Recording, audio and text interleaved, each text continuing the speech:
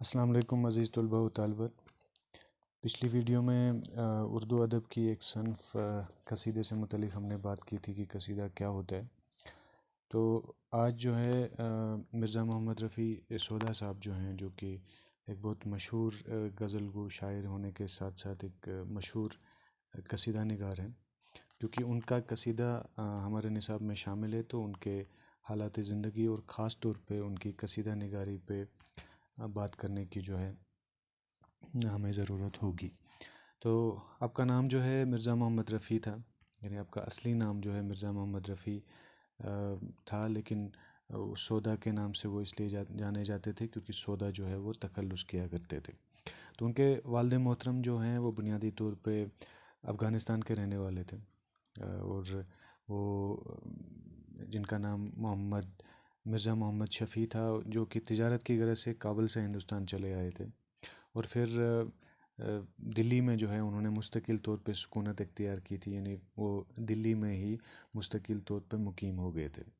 تو سودا جو ہیں وہ 1713 میں دلی میں پیدا ہوئے تھے.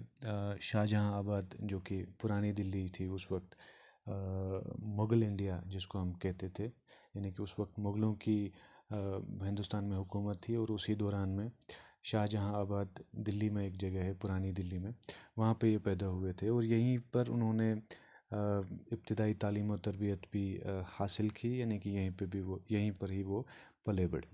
اور بچپن سے ہی شاعری کا شوق تھا، ساتھ میں بہت ذہین بھی تھے اور بہت حساس بھی تھے، اس لیے لڑکپن سے ہی انہوں نے شاعری شروع کی تھی. اس کے بعد جو ہیں وہ خان آرزو کے شاگرد ہوئے، اور بہت جلد جو ہیں ایک با کمال شاعر بن کے ابھرے، اور بہت با کمال شاعر بن کے جو ہیں وہ مشہور ہو گئے.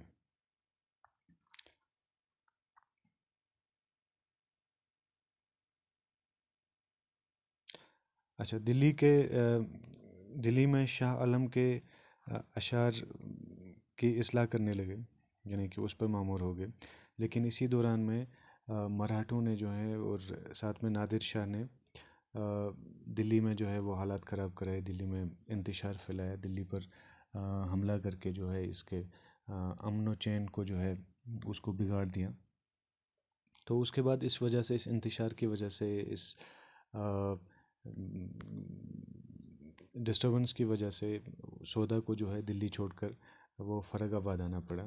یہ اتر پردیش میں ہی ایک شہر کا نام ہے، اور یہاں وہ 1757 سے لے کے 1770 تک مقیم رہے، یعنی تقریباً 17 سال زندگی کے انہوں نے یہاں گزارے، اور بعد میں فیض آباد جا کر شجاع الدولہ کے دربار سے منسلک ہو گئے. فیض آباد بھی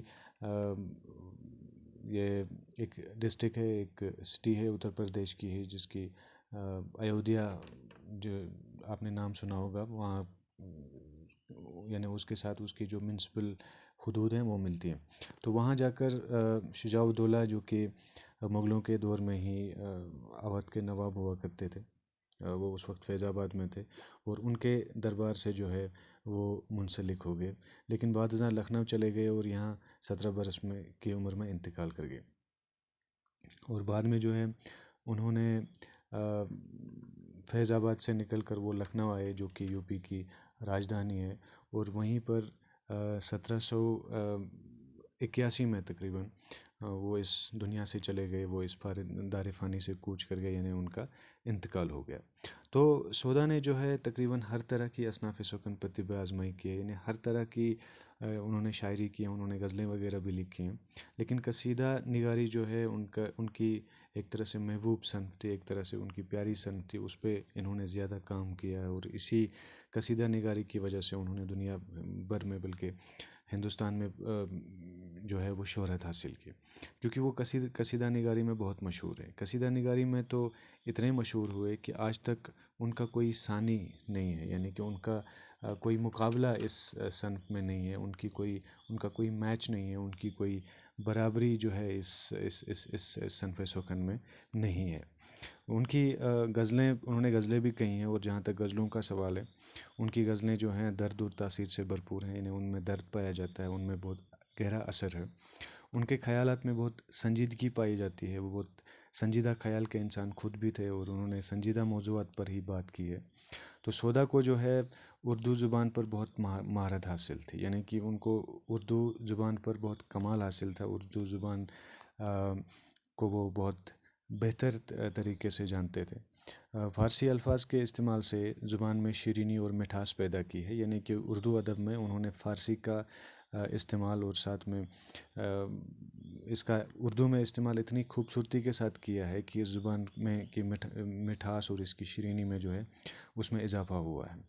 तो अल्फाज का मुनासिब चुनाव और तरतीब काबिल तारीफ़ है, यानी कि जिस तरतीब से, जिस तरीके से वो अल्फाज का चुनाव करते हैं और उसको तरतीब देते हैं, उनके लिखने का अंदाज़ जो है वो बिल्कुल मखसूस है। वो जो है वो काबिल सताइश है, वो काबिल तारीफ़ है।